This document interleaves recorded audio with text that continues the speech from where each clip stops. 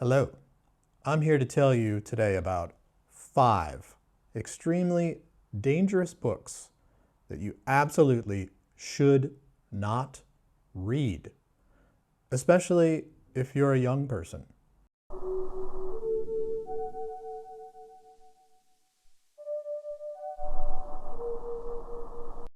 This video is difficult to make. For me, I'm going to share with you 5 books that have been particularly dangerous to me, and I'm hoping to share with you why they're dangerous and to prevent you from having the problem that I have. And the problem I have is reading. Every day I read books. Yeah, I read stuff on the internet, I read blog posts and news and things like that, but my primary reading is books. And it's a horrible, horrible affliction. It's ruined so many aspects of my life. And I've been able to sort of pinpoint specific books that I've read at specific times in my life or specific places in my life, which have led me down this horrible path of reading. So without any further preamble, or I'm not going to give any sort of meta lecture, let's let the damning evidence speak for itself. All right, so the first book, The Martian Chronicles. Ray Bradbury, celebrated American author. He writes books. He writes dangerous books, and this is a particularly dangerous book. And let me tell you why. I discovered this book in a public library while in 4th grade. I couldn't have been more than 10 years old. I didn't know anything. I was just a kid. What did I know? I liked Star Wars. What do I know about anything in life, you know? But this particular book led me down the path, a lifelong problem, a dark path of lifelong reading. Specifically, fiction. Books that aren't real. I'm a man. Why am I reading fiction? I should not be reading fiction.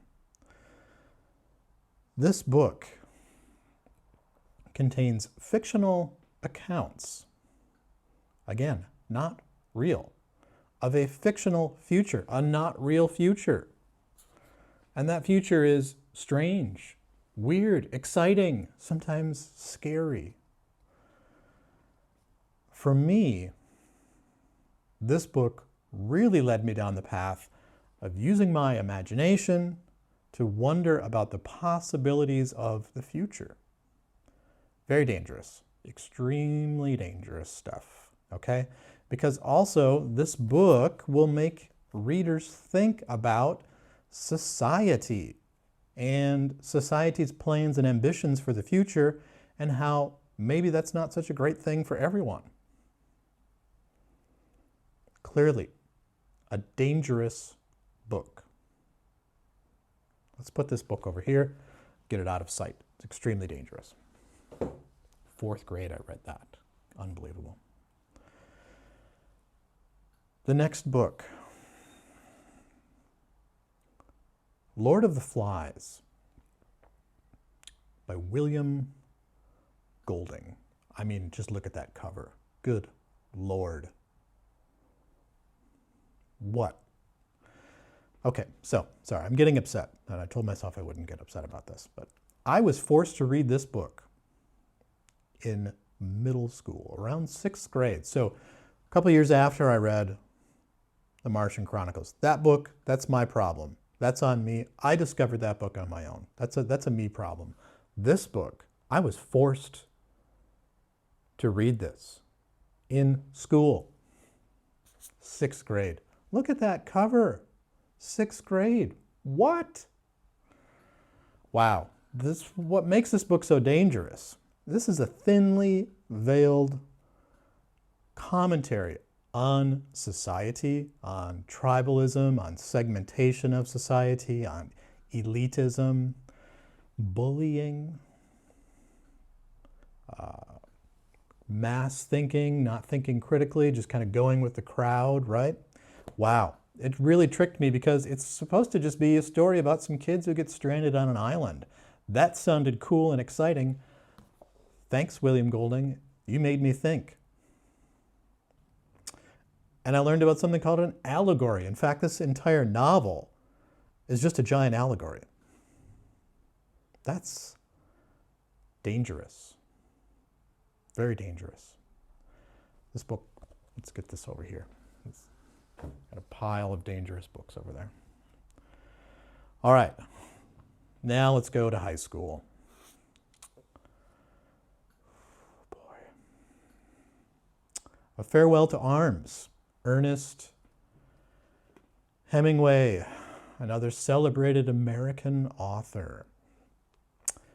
Read this in high school. Again, another forced reading. Even though I was nearly an adult, nearly a man, I was forced to read this book. I had to read it. This novel is supposed to be about an ambulance driver in World War I in Italy. What it's really about is the absurdity of war and dealing with helplessness and hopelessness in life and how we just don't have any control over our lives.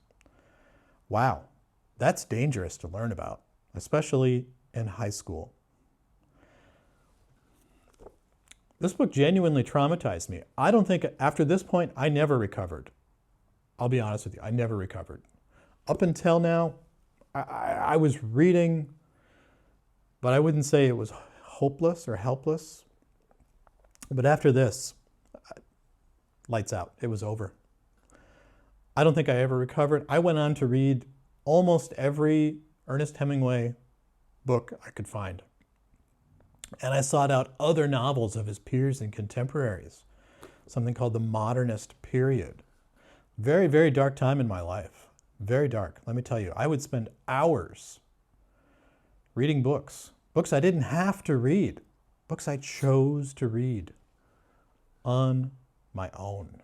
And even worse, I started to write my own stories. What was I thinking? Do you see what a book can lead to? Very dangerous. Extremely dangerous book. This also goes out of sight over here. Let's just, yeah. All right, so later in life, I kind of got the reading under control. I discovered something called music, rock and roll, electric guitar. I learned to play electric guitar. I spent a lot of my time focused on music, and the reading, it kind of went away for a while. You know, things were kind of under control. But then I went to college. It was later in life. I'm not ashamed to admit I went to college as an adult. I was a person in control of my life. I had a job, I had a career, I had a home, I had a truck. I would go camping and fishing. I was a normal guy. But then I went to college and there were more books and more modernism. Going to Meet the Man. James Baldwin. Another master from America. This is a book of short stories. Who reads short stories? I do. I have to say, I read short stories. I read and I read short stories. James Baldwin. Wow, this book, another gateway to mind expansion for me. This book contains experiences of African Americans in the mid-20th century. And dear God, there's also jazz. He writes about musicians, jazz musicians. If you're not aware, jazz is an extremely dangerous form of music, indigenous to America. And like reading, once you get a taste of it, there's no going back.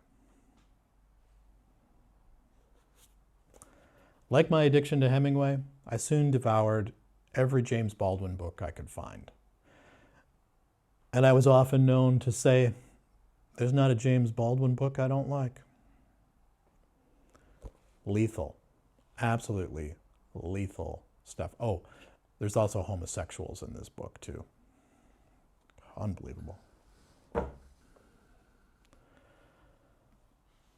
Last but not least, an extremely dangerous book not to be taken lightly.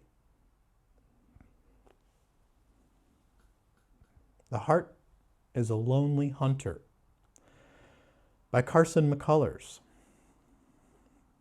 You know, as if reading about the experiences of minorities, about war, as if thinking critically about society and the future wasn't dangerous enough.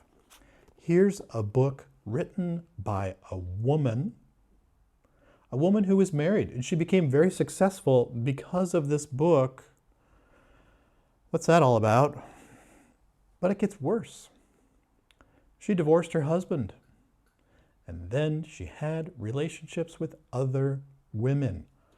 What is going on with books? To make matters worse, this is a tightly crafted, extremely well-written narrative set in a seemingly quaint southern mill town on the eve of World War II. But it's actually an extensive and inciting treatise on the dangers of capitalism and how the myth of American individualism actually divides the country more than unites it. What could be more dangerous than reading a book that leads you to examine and question the mythology of your own country and society? Holy cow. Extremely dangerous. Right there, we've got a whole pile of dangerous books. All right, so of course, if you're still with me, I hope you can see I'm being sarcastic here. I don't think these books are dangerous at all. Yeah. I'm happy to say, yeah, I don't think any of these books are dangerous. In fact, I think these are all great books that people should read at various stages of their life. Or if you're an adult, you should just read them all. So I'm happy to report that I read all of these books in some way or another as a student. Even that first book, The Martian Chronicles, I did read it on my own in 4th grade, but I did read it again in high school as part of a class. So all of these are great books. All of these are books that people should be reading between middle school and college, I think. And I've kind of purposely sequenced them in that order, if you will. This is kind of a sarcastic way of roasting the way people overreact to books. I was kind of inspired to do this by a booktube and / podcast that I watched called From Life on Books. This Life on Books? Life on Books. I can't get the name correctly, but I'm not going to edit this because I'm trying to do this all in one take. Anyways, I'll put a link to the video down below. It's a great video. It's about, these guys talk about should books be banned. And I liked some of their opinions, didn't agree with most of them, but I did like some of their opinions, and they make some great points. And in the end, they arrive, I think, in the right place. So hopefully you've enjoyed this video. I had some fun making it. If you haven't read these books, check them out. If you've got books that you think are extremely dangerous, please leave them in the comments. I would love to hear about your dangerous books that have ruined your life. So there you go. My name's Carl. This has been Please Read Your Book, and I hope to see you again soon.